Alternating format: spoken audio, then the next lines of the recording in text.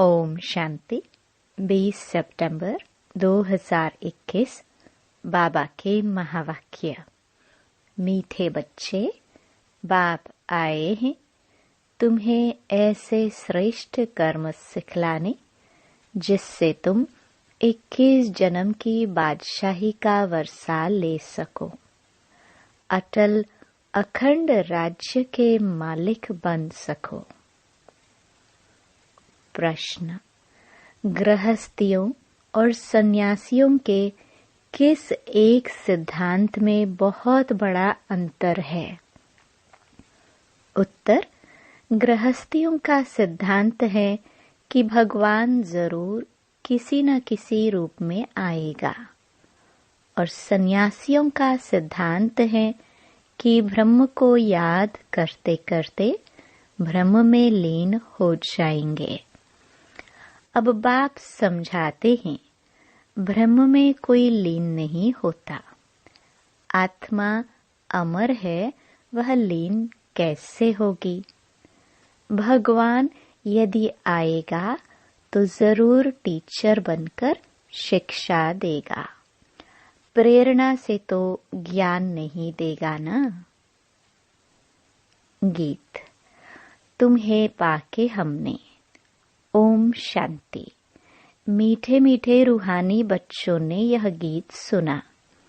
रूहानी बच्चे ही कहते हैं कि बाबा, बच्चे जानते हैं यह बेहद का बाप बेहद का सुख देने वाला है, अर्थात वह सभी का बाप है। उनको सभी बेहद के बच्चे आत्माएं याद करते हैं, किसी न किसी प्रकार से याद करते हैं, परंतु उनको पता नहीं है कि हमको उस परमपिता परमात्मा से कोई बादशाही लेनी है। तुम जानते हो, हमको जो बाप सत्युगी विश्व की बादशाही देते हैं वह अटल अखंड अडोल है। वह हमारी बादशाही 21 जन्म कायम रहती है। सारे विश्व पर हमारी राजाई रहती है, जिसको कोई छीन नहीं सकता, लूट नहीं सकता है। हमारी राजाई है अडोल, क्योंकि वहाँ एक ही धर्म होता है, द्वैत है नहीं। वह है अद्वैत राज्य। बच्चे जब गीत सुनते हैं तो अपनी राजाई का नशा बुद्धि में आना चाहिए। ऐसे से गीत घर में रहने चाहिए जिसमें बाप और वर्षे की झट याद आती है। बाप के याद की मस्ती के गीत होने चाहिए। तुम्हारा सब है गुप्त। बड़े आदमियों के तो बहुत बड़ा ठाठ होते हैं, तुमको कोई ठाठ नहीं है। तुम देखते हो जिसमें बाबा ने प्रवेश किया है उसमें भी कोई ठाठ की बात नहीं है। कपड़े आदि सब वही है। तुम बुद्धि से समझते हो कि बाबा ने इसमें प्रवेश किया है, हमको यह राज्य भाग्य देने। यह भी बच्चे जानते हैं कि सारी सृष्टि में इस समय जो भी मनुष्य मात्र है, सब देह अभिमान में आकर अनराइटियस काम करते हैं, इसलिए बेसमझ कहा जाता है। सबकी बुद्धि को ताला लगा हुआ है। तुम कितने समझदार विश्व के मालिक थे, अभी माया ने बिल्कुल बेसमझ बना दिया है, जो कोई काम के नहीं रहे हैं। बाप के पास जाने के लिए यज्ञ तप बहुत करते हैं, परंतु मिलता कुछ नहीं। ऐसे ही धक्के खाते रहते हैं। परमात्मा को कोई भी जानते नहीं, सर्वव्यापी कह देते हैं। यह भी कितना रॉन्ग हो जाता है। पिता अक्षर बुद्धि में नहीं आता है, करके कोई कहते भी है, वह भी कहने मात्र। अगर परमपिता समझे तो बुद्धि एकदम चमक उठे। बाप स्वर्ग का वर्षा देते हैं, वह है हेवनली गॉड फादर। फिर हम कलयुगी नरक में क्यों पड़े हैं? अब हम मुक्ति, जीवन मुक्ति कैसे पा सकते हैं? यह किसकी बुद्धि में नहीं आता है। अभी तुमको समझ मिली है। बाबा ने हमको यह स्मृति दिलाई है। जब नई दुनिया, नया भारत था तो हमारा राज्य था। एक ही मत, एक ही भाषा, एक ही महाराजा महारानी थे। सतयुग में महाराजा महारानी, त्रेता में राजा रानी कहा जाता है। फिर द्वापर में वाम मार्ग शुरू होता है। फिर हर एक के कर्मों पर मदार है। कर्मों अनुसार एक शरीर छोड़ दूसरा लेते हैं। अभी बाप कहते हैं, मैं तुमको ऐसे कर्म सिखाता हूँ जो 21 जन्म बादशाही पाते रहेंगे। भल वहाँ भी हद का बाप मिलता है, परंतु वहाँ यह ज्ञान नहीं रहता कि यह राजाई का वर्षा बेहद के बाप का दिया हुआ है। फिर द्वापर से रावण राज्य शुरू होता है तो विकारी संबंध हो जाता है। फिर जैसे जैसे कर्म वैसा फल मिलता है। देवता वाम मार्ग में चले जाते हैं। फिर सत्युग का सब खलास हो जाता है। फिर कर्मोनुसार जन्म लेते हैं। भारत में पूज्य राजाए थे तो पुजारी राजाए भी थे। सतयुग में राजा रानी और प्रजा सब पूज्य होते हैं। फिर जब द्वापर में भक्ति शुरू होती है तो यथा राजा रानी तथा प्रजा पुजारी बन जाते हैं। बड़े राजा जो सूर्यवंशी थे वही पुजारी बन जाते हैं। फिर वैश्य वंशी बन जाते हैं। अभी तुम वाइसलेस बनते हो। उसकी प्रारब्ध फिर 21 जन्म चलती है। फिर भक्ति मार्ग शुरू होता है। जो जो पूज्य देवी देवता होकर गए हैं उन्हों के मंदिर बनाकर उनकी पूजा करते हैं। यह सिर्फ भारत में ही होता है। यह 84 जन्मों की कहानी जो बाप सुनाते हैं, यह भी भारतवासियों के लिए है। और धर्म वाले आते ही बाद में हैं। फिर तो वृद्धि होते होते ढेर के ढेर हो जाते हैं। वैरायटी भिन्न भिन्न देवी देवताओं की रस्म रिवाज थी, वह भारत के गुरुओं की नहीं है। आधा कल्प रावण राज्य शुरू होने से सारी रस्म रिवाज ही बदल जाती है। फिर पूज्य से पुजारी बन जाते हैं। पूजा भी पहले अव्यभिचारी एक शिव की करते हैं, उनके मंदिर बनाते हैं। फिर लक्ष्मी नारायण के बनाएंगे। एक ने लक्ष्मी नारायण का मंदिर बनाया तो दूसरा भी बनाएंगे। फिर राम सीता के मंदिर बनाने लग पड़ेंगे। फिर कलयुग में देखो गणेश, हनुमान, चंडिका देवी आदि आदि के अनेक देवियों के चित्र बनाते रहते हैं। भक्ति मार्ग के लिए सामग्री भी चाहिए ना।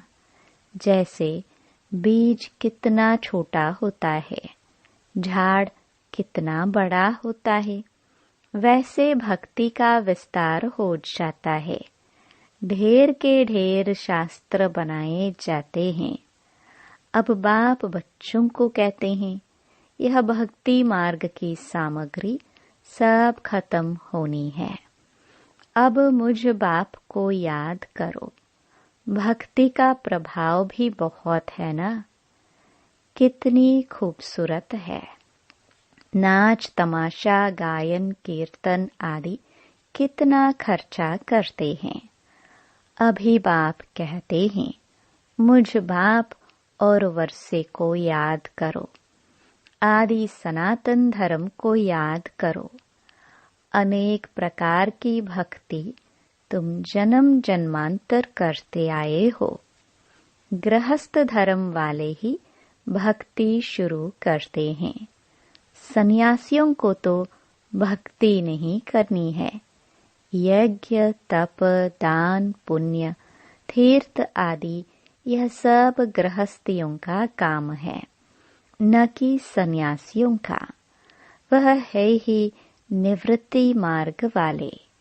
उन्हों के लिए कायदा है, घर बार छोड़ जाए जंगल में रहना और ब्रह्म तत्व को याद करना। वह है ही तत्व ज्ञानी ब्रह्म ज्ञानी। तत्व अथवा ब्रह्म को ही ईश्वर कह देते हैं। जैसे भारतवासी असल में हैं आदि सनातन देवी देवता धर्म के, परंतु हिंदुस्तान में रहते हैं तो अपना धर्म हिंदू समझ लिया है।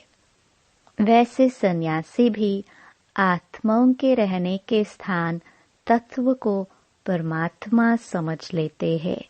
ब्रह्म व तत्व को ही याद करते हैं। वास्तव में सन्यासी जब सतो प्रधान हैं तो जंगल में जाकर रहते हैं शांति में। ऐसे नहीं कि उन्हों को ब्रह्म में जाकर लीन होना है। बाप कहते हैं, यह उन्हों का मिथ्या ज्ञान है। लीन कोई हो नहीं सकते। आत्मा तो अविनाशी है ना, वह कैसे लीन हो सकती है। भक्ति मार्ग में कितना माथा कोटते रहते हैं। फिर कहते, भगवान कोई न कोई रूप में कभी आकर मिलेगा। अब कौन राइट। वह कहते, ब्रह्म से योग लगाकर ब्रह्म में लीन हो जाएंगे। गृहस्थी वाले कहते कि भगवान किसी न किसी रूप में आएगा, पतितों को पावन बनाएगा। ऐसे नहीं कि ऊपर से प्रेरणा द्वारा ही सिखलाएंगे। टीचर घर बैठे प्रेरणा करेगा क्या। प्रेरणा अक्षर है नहीं। प्रेरणा से कोई काम नहीं होता। भल शंकर की प्रेरणा से विनाश कहा जाता है, परंतु है यह ड्रामा की नोंद। उन्हों को यह मुसल आदि बनाने ही है। प्रेरणा की बात ही नहीं है। मनुष्य तो कह देते हैं कि भगवान की प्रेरणा से सब होता है, या कहते हैं कि शंकर की आंख खुलने से प्रलय हो गई। यह सब कहानियां हैं, अर्थ कुछ भी नहीं समझते हैं। किसके भी मंदिर में जाएंगे तो कहेंगे अच्युतम केशवम, अर्थ कुछ नहीं समझते। कोई भी अपने बड़ों की महिमा नहीं जानते हैं। धर्म स्थापक को गुरु कह देते हैं। वास्तव में उनको गुरु कहना रॉन्ग है। क्राइस्ट कोई गुरु थोड़े ही है, वो तो सिर्फ धर्म स्थापन करते हैं। गुरु उनको कहा जाता है जो सद्गति करे। वह तो धर्म स्थापन करने आते हैं। उनके पिछाड़ी उनकी वंशावली आती है। सद्गति तो किसकी करते ही नहीं, तो उनको गुरु कैसे कहेंगे। गुरु तो एक ही है, जिसको सर्व का सद्गति दाता कहा जाता है। भगवान बाप ही आकर सर्व की सद्गति करते हैं, मुक्ति जीवन मुक्ति देते हैं। उनकी याद कभी किससे छूट नहीं सकती। मनुष्य हे भगवान हे ईश्वर कह एक बाप को ही याद करते हैं, क्योंकि वह है सर्व का सद्गति दाता। बाप समझाते हैं यह सारी रचना है, रचयिता बाप मैं ही हूँ, सबको सुख देने वाला, वर्षा देने वाला एक ही बाप ठहरा। भाई भाई को वर्षा दे नहीं सकते, वर्षा हमेशा बाप से मिलता है। मैं सभी बेहद के बच्चों को बेहद का वर्षा देता हूँ, इसलिए ही मुझे याद करते हैं। हे परमात्मा क्षमा करो, समझते कुछ भी नहीं। बाप कहते हैं मैं कोई इन्हों के पुकारने से नहीं आता हूँ, यह तो ड्रामा में बना हुआ है। ड्रामा में मेरे आने का पाठ भी नोंधा हुआ है। अनेक धर्म विनाश, एक धर्म की स्थापना व कलयुग का विनाश। सतयुग की स्थापना करनी होती है। मैं अपने समय पर आपे ही आता हूँ। यह भक्ति मार्ग का भी ड्रामा में पाठ है। अब जब भक्ति मार्ग का पाठ पूरा होता है तब आया हुआ हूँ। कल्प पहले भी बाबा आप ब्रह्मा तन में आए थे। यह ज्ञान अभी तुमको मिलता है, फिर कभी नहीं मिलेगा। यह है ज्ञान, वह है भक्ति। ज्ञान की प्रारब्ध है चढ़ती कला। कहा जाता है सेकंड में जीवन मुक्ति। जनक को सेकंड में जीवन मुक्ति मिली थी ना, लेकिन क्या एक जनक ने ही जीवन मुक्ति पाई? जीवन मुक्ति तो सब पाते हैं ना, सारे विश्व पाती है। सद्गति व जीवन मुक्ति एक ही अक्षर है। जीवन मुक्ति अर्थात जीवन को मुक्त करते हैं इस रावण राज्य से। बाबा जानते हैं बच्चों की कितनी दुर्गति हो गई है, बिल्कुल दुखी हो गए हैं। उन्हों की फिर सद्गति होनी है। पहले मुक्ति में जाकर फिर जीवन मुक्ति में आएंगे, शांति धाम से फिर सुख धाम में आएंगे। यह चक्र का राज बाप ने समझाया है। बाप कहते हैं इस समय सारे सृष्टि का झाड़ जड़जड़ी भूत तमो प्रधान हो गया है, इसलिए कोई भी अपने को आदि सनातन देवी देवता धर्म का समझते नहीं है। आदि सनातन देवी देवता धर्म के थे क्योंकि देवता ये पवित्र थे। हम अपवित्र पतित अपने को देवता कैसे कहलाए? इसलिए कहा जाता है इन विकारों को छोड़ते जाओ। यह विकार आदि आधा कल्प से रहे हैं। अब एक जन्म में इनको छोड़ना, इसमें मेहनत लगती है। मेहनत बिगर थोड़े ही विश्व का मालिक बनेंगे। बाप को याद करेंगे तब ही तुम अपने को राजाई का तिलक देंगे, अर्थात राजाई के अधिकारी बनेंगे। जितना अच्छी रीति याद करेंगे, श्रीमत पर चलेंगे तो तुम राजाओं का राजा बनेंगे। पढ़ाने वाला टीचर तो आया है पढ़ाने। यह पाठशाला है ही मनुष्य से देवता बनने की, नर से नारायण बनाने की कथा सुनाते हैं। यह कथा कितनी नामी गिरामी है। इनको अमर कथा, सत्यनारायण की कथा, तीजरी की कथा भी कहते हैं। देखो गीत कितना अच्छा है। बाबा हमको विश्व का मालिक बनाते हैं। जो मालिकपना कोई लूट ना सके। कोई अर्थक्वेक आदि नहीं होगी। वहाँ विघ्न की कोई बात ही नहीं। ऐसा अटल, अखंड, पवित्र, सुख शांति का राज्य तुम अभी पा रहे हो। कल्प पहले मुहाफिक हर 5000 वर्ष बाद भारत स्वर्ग बनता है।